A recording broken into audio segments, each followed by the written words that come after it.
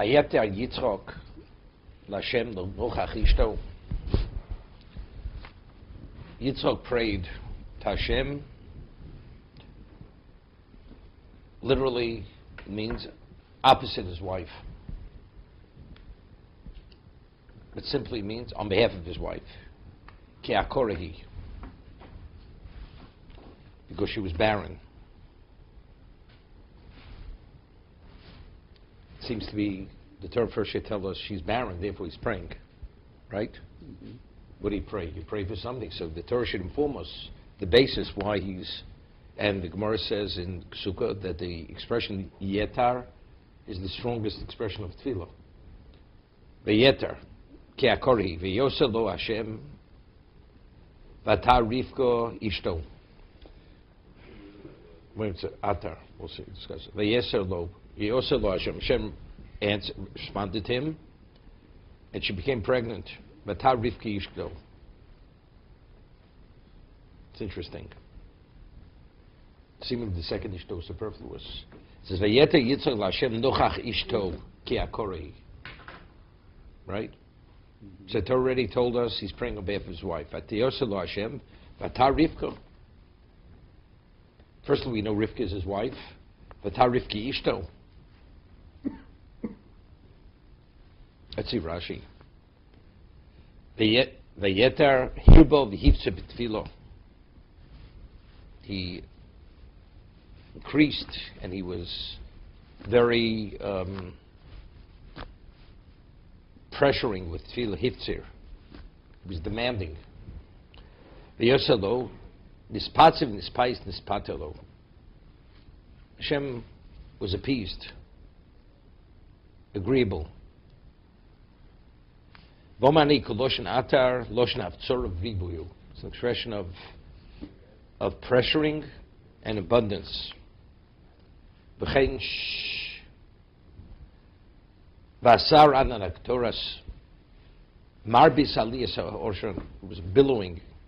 Hatatim olay divrechem v'chein netoras neshikosone domos lemarm rubos nochach ishto ze omed bezo v'zu umispal. He was standing in one corner and praying. V'zu omedes bezo v'zu mispalelis.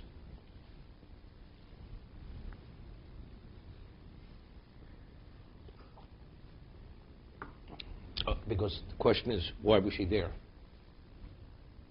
Right? You know, evidently they lived more in a one-room house. So they lived more than in a one-room house.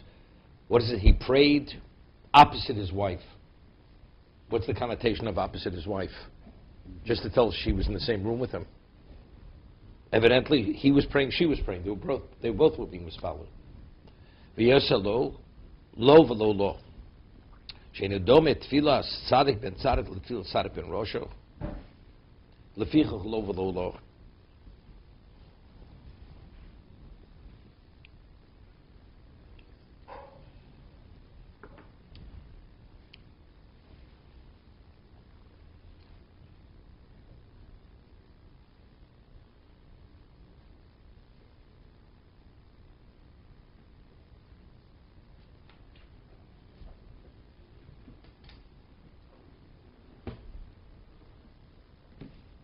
Okay. I was thinking about the second ishto.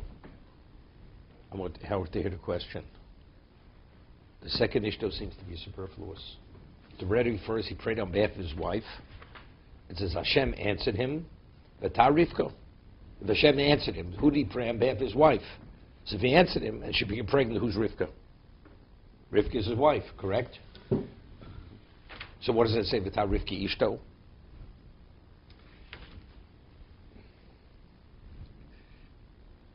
I want you to hear the question before you give me an answer. Okay. Because I want you to answer my question, not what you think. Okay. Now, let's hear what you have to say. I think if we look back, we'll see that her parents also gave her a blessing. And this is to say that Hashem is giving this blessing, not the parents. That there could be no question that who's doing what.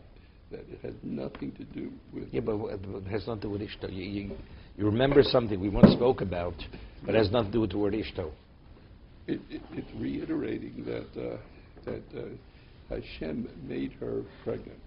V'yoseh lo Hashem. That's Vayosel Hashem, Batarivka. When you repeat something, so it's a What does that do with the word Ishto? Because it's a Masorah that's going on here. It's just like Sarah couldn't have it. Okay. We have to look for a pulpit for Howard. Has no relevance to the question. Okay.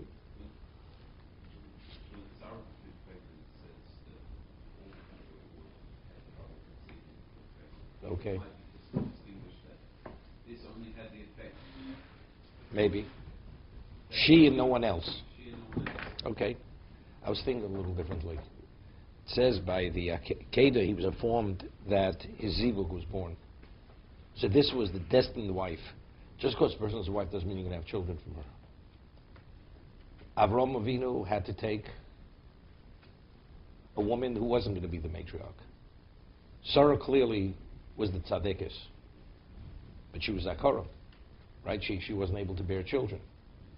So therefore he prayed to have the child from this wife, from the woman who was meant to be his wife. She may be his wife, but maybe he's not going to have children from her. Vatarivku Ishto. She was designated to be his wife. The child should be from this woman, not from anyone else. Because we'll see in a moment, the question is, why did he take a Pelegish? I mean, Avram married another woman, right? Initially, Yitzhak didn't consider taking another wife, because he was the Ola Tamima, right? Because he was the unblemished offering, therefore it wasn't appropriate for him to have anybody but a woman of Rivka's stature. Therefore, it's Vatar Rivka Ishto.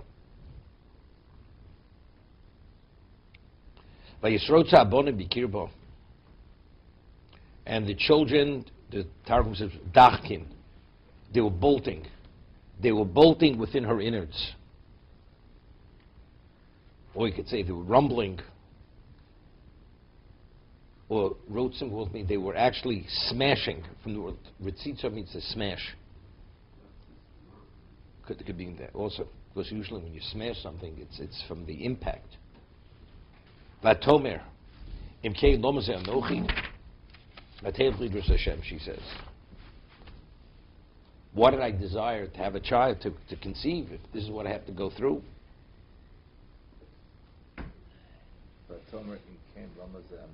Let's see the Rashi, we'll skip the first one.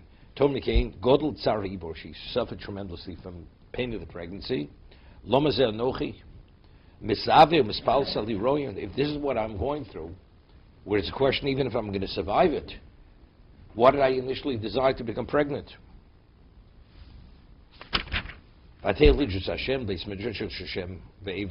She went to seek out Lidrus Hashem, Shiaglo Mates Besofa. He's a prophet. Maybe he has something to say about this. Is it just the pain that she's going through, the physical pain? Physical pain? That's, I mean, so. Read Rashi. Godel Tsar Ha'ibor. See Rashi. Great is the pain of the pregnancy. It was intolerable pain. Okay, let's see the Maral. So Rivka was, at this point, when she gave birth, according to, she was 3 years old, so she's 23 years old now. 26 years old. 26 years old, right? When she gave birth, a little less than 23. What? She had to wait. You had to wait till she was 12. Then he waited another 10 years, right? And then afterwards, he started to pray because he had to wait. He had to realize she was a korah. He didn't realize she was barren. Only after 10, he realized there was a problem. If a woman doesn't conceive after 2 years marriage, doesn't mean there's a problem. But 10 years means there's a problem. You said, I'm sorry, Yaakov waited.